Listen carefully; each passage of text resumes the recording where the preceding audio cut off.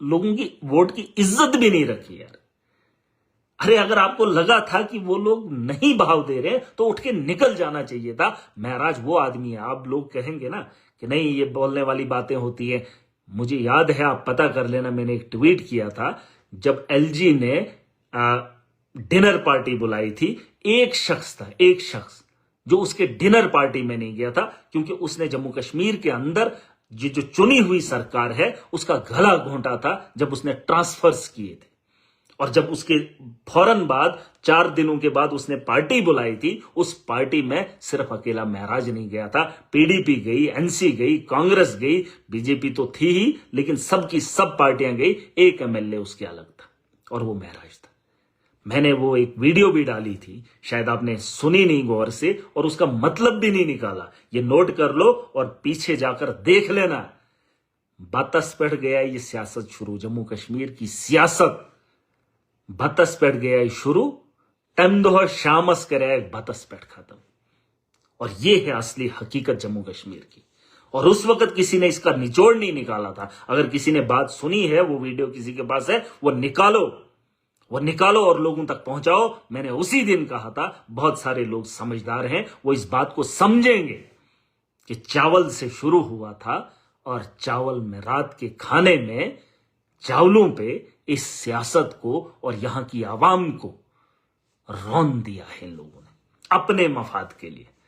और ये बातें मैं बहुत पहले भी बोलता था। अब मुझे लगा था पुरानी बातों को भूल जाएंगे, एक नए दिन की शुरुआत करेंगे, नए कल की शुरुआत करेंगे। लेकिन यहां लोगों का गला घोंटा जा रहा है। मुझे बीजेपी से नाराजगी है, क्योंकि अगर आपको एनसी से नाराजगी है, उन्होंने सरकार क्यों बनाई, लेकिन लोगों के साथ आपको नाराजगी नहीं होनी चाहिए।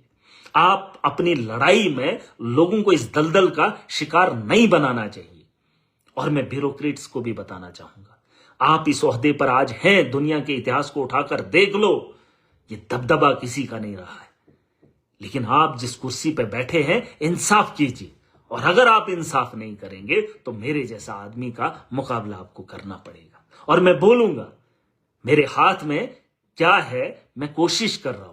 लेकिन अगर मुझे बोलने की बात आती है तो मैं आवाज को बुलंद करता हूं। मैं हक की आवाज को बुलंद करने में कभी भी नहीं डरूंगा। मैं जानता हूं इस फ्लड के माहौल में, इन बारिशों के माहौल में, महराज अगर जिंदा है तो गनीमत खुद को समझता हूं, अल्लाह का शुक्र करता हूं। वरना अगर थोड़ा सा भौचाल का झटका आ जाता ना, गीली जमीन यूं खिसकती, 2 मिनट के झटके में सारा का सारा मिलिया मेट होता। अरे कौन बड़ा है, कौन छोटा है, नहीं बचाया जा सकता। इंसान को पता नहीं है कौन कब तक है। अरे कितनी जाने इस सैलाब ने ले ली है, और इस सैलाब के अंदर चाहे अमीर हो गरीब हो, सारे के सारे बह गए।